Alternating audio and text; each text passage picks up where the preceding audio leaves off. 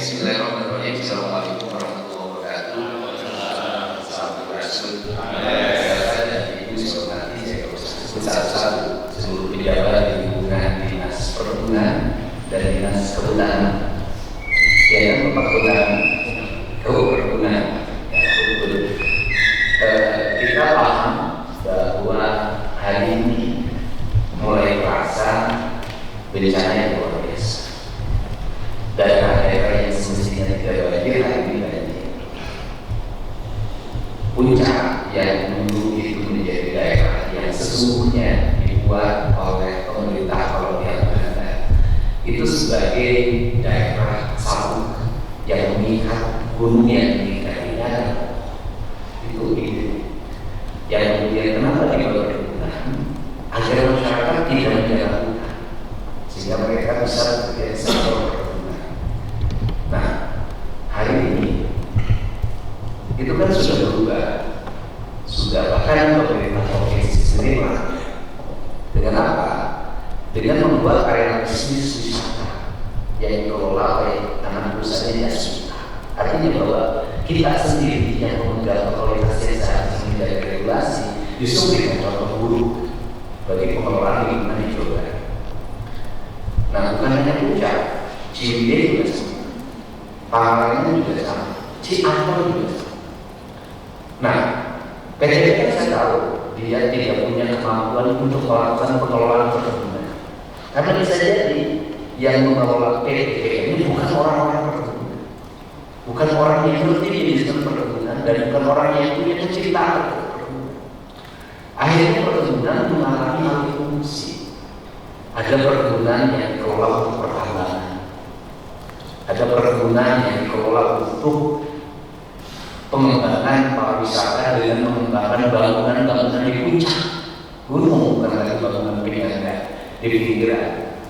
Nah, saya paham bahwa seluruh regulasi itu lahir karena keterdesakan kebutuhan ekonomi untuk memenuhi kas usaha, untuk membayar gaji pegawai, bisa jadi untuk memenuhi utang perusahaan. Tetapi itu menimbulkan bencana baru. Artinya ada dua hal di sisi yang terjadi. Yang pertama, kita tidak punya manajemen pengelolaan perkebunan dengan baik. Kalau kita sendiri kita ini tinggal di gedung Pakuan. Gedung Pakuan itu Belanda bangun dari mana sih? Kan ada perkebunan. Seluruh jalan di Bandung dan bangunan peninggalan kolonial yang bagus-bagus itu sampai gedung sate hasil dari mana? Dari perkebunan. Pertanyaannya adalah kenapa sih dulu Belanda mengelola perkebunan bisa melahirkan pendapatan bagi sektor perkebunan, membangun kota, menata desa, membangun jaringan irigasi, membangun jaringan jalan, membangun jaringan listrik, membangun jaringan kereta api yang sedemikian rupa pada zaman itu sudah menjadi zaman maju.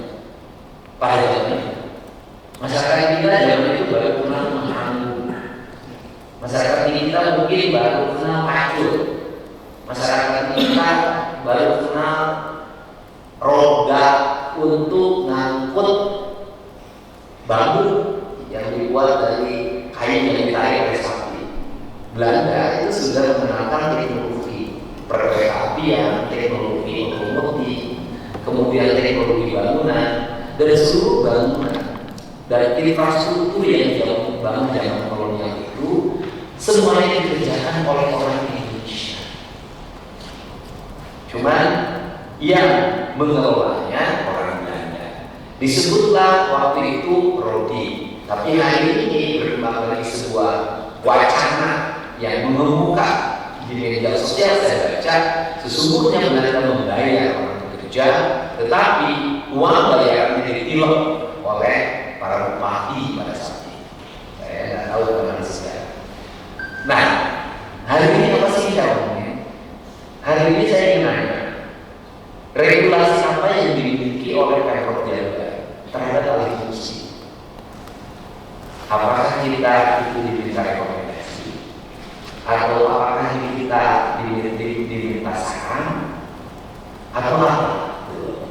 Nah, kalau ternyata kita punya kunci untuk menghentikan seluruh aktivitas dari alih fungsi lahan, kehutanan dan perkebunan itu, Maka hari ini saya ingin membuat kunci, bikin peraturan gubernur yang mengatakan bahwa tidak ada lagi alih fungsi hutan dan alih fungsi lahan perkebunan untuk kepentingan komersial apapun.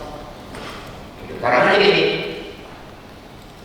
ini, oh yang satu mah bisa memenuhi standar, oh yang satu mah begini bagus pengelolaannya. Nanti muncul yang lain, awalnya ceritanya akan begitu, saya akan memenuhi standar, akan sesuai dengan desain data yang dibuat, akan sesuai dengan UKL PKL-nya, saya seperti itu. Pada pelaksanaannya kalian tidak tahu dia itu siapa. Karena hari ini banyak orang yang menjadi pelaku wisata yang asalnya bukan orang pariwisata, yang asalnya bukan ahli struktur, yang asalnya bukan ahli bangunan. Udahlah, banyak orang yang tiba-tiba karena punya akses terhadap pejabat, punya akses terhadap manajemen, tiba-tiba punya kuasa mengelola. Coba lihat yang di daerah Jakarta misalnya. Itu kan sudah alih fungsi, ada yang dipakai lahan parkir, ada yang dipakai warung, udah nggak ada peraturan. Itu kan karena ada orang yang menyesuaikan lahan perkebunan. Gitu. Nah ini saya ingin minta dari kepala dinas kehutanan dulu, ya, apa yang kuasanya dimiliki oleh Bapak yang alih fungsi tanah perhutanan, alih fungsi tanah di hutan segala macam.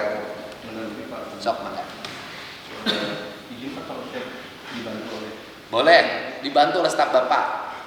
Oh layar sok maka. Oh layarnya harus terlihat. Kunaon gemper Bapak, bisa dicarikan ya. Intinya gubernur jalan galak. Pertama-tama ingin kami laporkan kepada Bapak bahwa di Jawa Barat ini kira-kira sekitar 1,5 juta hektar itu kawasan yang bisa diidentifikasikan sebagai hutan. 1,5 juta hektar. Sekitar 1,5 juta di antara kawasan hutan. Semua sesuai. Semua. Iya. Coba saya tambah. Di antara dari angka tersebut, ini angka kira-kira, angka detailnya ada sebetulnya. Itu sekitar 794 itu masuk dalam kawasan hutan yang ditetapkan oleh Keputusan Menteri Hutan di tahun 2020 ditetapkan. 794.200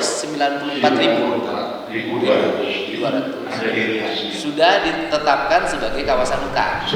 Posisinya yang 794.000 ini hari ini masih hutan, kebun, sawah. Kondisinya memang sebagian besar masih kawasan hutan, nanti kami tampilkan Pak. Dan sebagian memang ada degradasi kualitasnya. Lalu selanjutnya kira-kira sekitar 870.000 hektar itu adalah kawasan di luar hutan, Pak. Yang kawasan hutan tadi itu kan masuknya itu bisa kebun-kebun, Pak. Kebun-kebun perkebunan. Kebunnya kebun teh, kebun sayur. Hutan, Pak. Tanaman-tanaman tinggi, Pak. Tegakan tanaman-tanaman tinggi. Kebun jati, Sumuhun, kebun jenggi, laras pisang, kebun awi. kebun awi seperti itu, Pak. Itu kira-kira 870.000 hektar. Itu adalah kawasan-kawasan yang ada menjadi milik dari masyarakat. Nah inilah yang kali ini memang menjadi isu besar bagi kita dalam melakukan penanganan hutan-hutan yang tutupannya masih bagus, tapi itu menjadi hak milik dari warga masyarakat, Pak. Jadi kalau kita mengidentifikasikan Pak Gubernur terkait dengan kawasan di dalam hutan sendiri, Pak, Bapak kan lebih hafal dari kami, Pak. Bapak dari Komisi 4 sebelumnya. Itu dalam kawasan hutan itu ada pola pengelolaan khusus hutan dengan pengelolaan khusus KDPKT, Pak.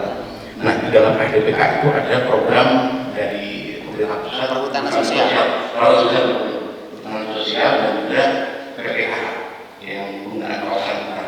Perhutanan sosial bisa disertifikasi nggak? Itu hanya persetujuan pemanfaatan. Bisa diperjualbelikan nggak? Seperti laut kan bisa diperjualbelikan, Pak. Nah, ini Pak yang jadi prihatin Pak sebetulnya dari kawasan KDPK tersebut, kawasan khusus Gubernur, itu masih ada sebagian kawasan yang belum, dia tidak masuk ke dalam PS, dia tidak masuk ke dalam PPKH yang persetujuan pemanfaatan yang paling seperti pertama yang kita Nah ini karena masih ada kosan-kosan dulu, di mana dia sudah lepas dari perusahaan masuk ke kaya kita, tapi hari ini belum ada yang mau. Ambil alih oleh Pemprov. Akhirnya betul Pak, saya tambah duitnya. Tapi kudu jadi. Kemarin kan muncul kan Pak. Tenang. Tahun. Kemarin kan muncul. Kan pokoknya mau ompong.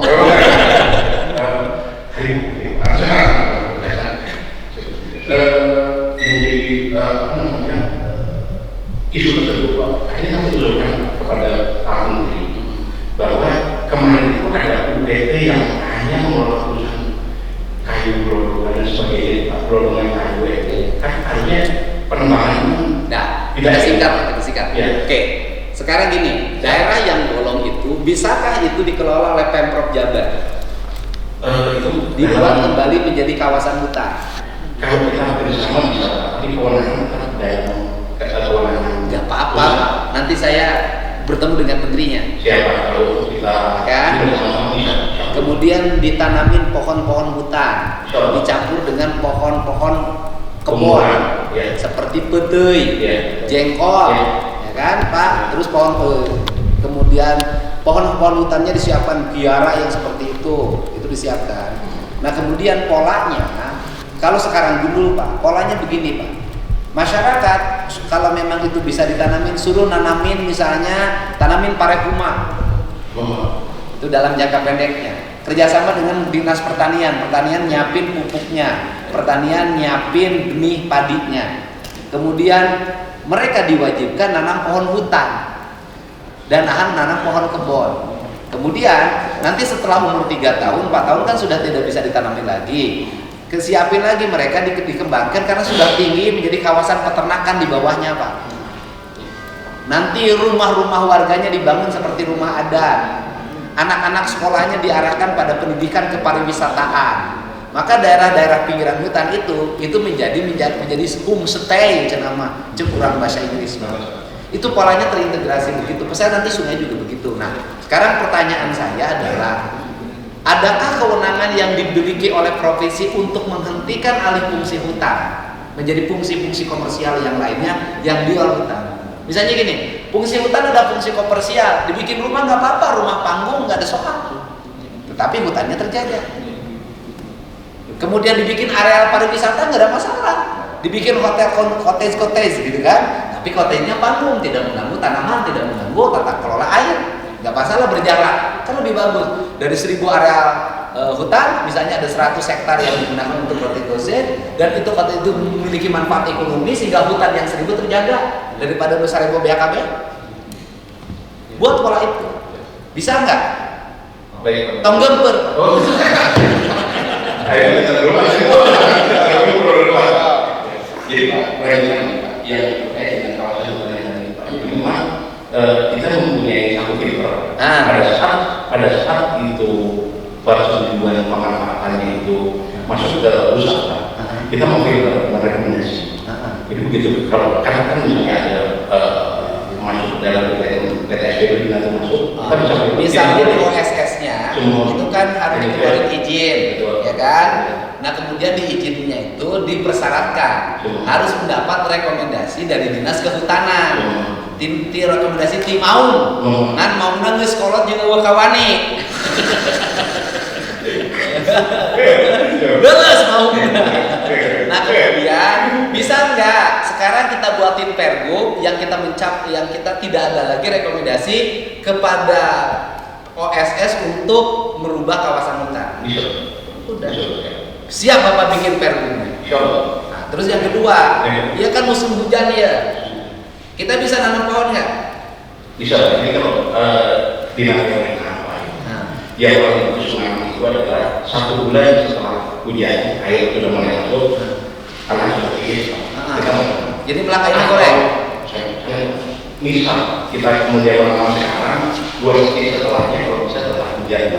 Sekarang masih bisa menanam. Nah sekarang di BMKG, April masih hujan nggak? April mudah-mudahan masih hujan. Mei masih hujan ya? Oke. Kalau April Mei Mei masih hujan, gerakan hari Minggu ini seluruh daerah harus ditanamin pohon. siapa tahu. Itu bisa nggak duit, loba duit mah diurang. Dengan kuliah mah tenang. Tapi nu melak tangkal kudu tukang melak tangkal. Sabab lamun melak tangkal ke pejabat sok parae. Panas bener. Nah, kita rencana target akan di mana saya nanya? Ya, jadi memang kami sudah dikasih. Ini contohnya ada satu lokasi. Di mana? Kemarin ada ini Di Jakarta, Bekasi. Kita identifikasi. oh, daerah mana yang akan kita tanamin? Jadi lokasi-lokasi itu kami setelah melakukan verifikasi dan peta itu selama 10 tahun ada perubahan alih fungsi. Memang cukup signifikan itu memang di luar kawasan. Ya udah, saya nanya, di mana di belakang tangka? Ayo dipanjangin teman. Ayo bisa melihat. Bisa melihat. Ya udah, tanamin di situ. Berapa ribu pohon yang dibutuhkan? 10.000 siapkan. Tapi belak tangkalan lo sok ieu. Proyek mah sakieu tah aing mah nyaho. Emang aing teh nyaho proyek. Nyaho, lamun proyek penanaman pohon dinas kehutanan tangkalna sakieu tah. Begitu dipelak paraes yang melakna di jangkung. Anu pohon yang paling ideal tingginya berapa ketika ditanam? 70 cm, 1 meter lah. Ya, yang 1 meter ya. Di Majalengka loba kan? Duit aya Pak loba. Bisa. Pak ini mungkin belum selesai berada sedikit. Bukan dilatih. Kurang loba pegawai. Inti nama jadikan pergub yang menutup kemungkinan alih fungsi lahan hutan dan perkebunan untuk peruntukan lain yang bertentangan dengan prinsip-prinsip ekologis dan keselarasan lingkungan. Itu birokrat mah lila muter ngomongna, kurang mah lain birokrat preman urang. Saya naon dicicing geus eta kahiji. Nu kadua, nah kalau sekarang saya siapin heli untuk menanam biji lewat udara. Saha anu punya kemampuan untuk menanam lewat udara, sebar benih biji dari sekarang. Boga teu sikina, siki bisa nggak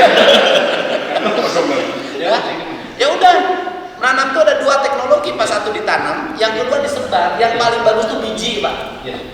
Betul nggak? Ayat tuh teknologina, Yang Pak kemarin kita menggunakan drone. Sudah berjalan beberapa. Pakai heli we, pakai pesawat Bu Susi Air kita sewa. Bisa kan? Nanti komunikasi Bu Susi, kemudian kalau ada ahlinya nanti tinggal disebar dari atas. Ya kan? Bisa nggak? Ya, gimana Pak? Yang di kata BPS itu kalau tidak ada yang lebih pohon, ada Terus yang bagus? Yang bagus? Gempang Pak, kamu rekuman, kamu libur. Udah. Gini, ada daerah yang terjangkau oleh orang berjalan, ada daerah yang harus menggunakan pesawat atau drone. Ya, teknologi dua-duanya kita gunakan. Terus Bapak siapin pola dengan dinas perkebunan. Polanya begini, nanti berlakunya di mulai musim tanam Desember atau Januari. Ya kan? Begini, kan kayak daerah hulu sungai Citarum, Gunung Wayang, Gunung Bindung, dirinya teh desa naon? Citarum, kilometer 0. Jadi kia caranya Cisanti. Jadi begini caranya adalah, jadi warga itu kan kalau pakai proyek susah Pak. Misalnya ada satu desa, kita bertahap. Ada satu desa di Kuningan, target saya di Kuningan dan di Kabupaten Bandung, termasuk di Kabupaten Bandung Barat. Jadi begini polanya, masyarakat itu kan beralih ke perkebunan sayur jadi kuli, karena bukan pemilik lah, kuli. Itu kan karena ada pekerjaan. Dan mereka kuliahnya murah Pak, 60.000, 70.000, 80.000, lebih murah dibanding kuli paret di daerah Pantura. Saya tahu itu. Makanya kemiskinan ekstrimnya tinggi. Nah, bagaimana? Gini, di coupling eta tanah anu naik direboisasi di coupling. Berapa idealnya satu orang mengelola? Satu orang itu menanam. menanam sendiri, dan kemudian selama pohonnya belum kokoh, maka dia diberi gaji bulanan. Misalnya 2 tahun. Bisa dalam sistem kita itu kan sama dengan tenaga harian lepas atau tenaga outsourcing. Saya kemarin ketemu dengan salah satu dinas outsourcingnya 5,4 juta. Tukang sasapu outsourcing 5,4 juta, Pemprov sesuai UMK. Kan hebat gitu loh. Nah, kemudian outsourcing aja kalau di desa kan angka 2,5 sampai 3 juta pun sudah begini, Pak. Benar nggak, Pak? Nah, misalnya 1 hektar itu dikelola oleh satu keluarga, atau misalnya 3 hektar dikelola satu keluarga, 4 hektar, kemudian dapatlah per bulan 2,5 juta sampai 3 juta, terus sampai pohon tumbuh. Nah, kemudian pohonnya dicampur antara pohon hutan dengan pohon kebun tadi, sehingga nanti dalam jangka panjang, nanti setelah mereka selesai proyek penanaman sudah besar, mereka alih fungsi menjadi peternak sapi, domba. Anak-anaknya pendidikannya digratiskan, siapin alat transportasi ke sekolah, sehingga mereka nanti komitmen untuk menjaga hutannya kuat. Tapi kalau terus-terusan pakai pola proyek, saya nggak akan berhasil.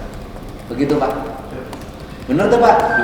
Ulah proyek penanaman, saya udah sok baca PBD bahula proyek penanaman luwung sekieu yang baru nyaho teh nyaho. Wah, kan kalau mah kumek. Oke, Pak. Hari ini Bapak siapin pergub, Pak, berdua. Satu pergub yang isinya itu. Jadi pergubnya nanti sehingga itu menjadi pegangan BPMTSP, menjadi ditembuskan juga ke OSS, sehingga tidak bisa berproses lagi. Setuju? Intinya itu, Pak. Oke? Siap dilaksanakan? Bapak teh dinas ke hutan. Ngan mau nangis kolong.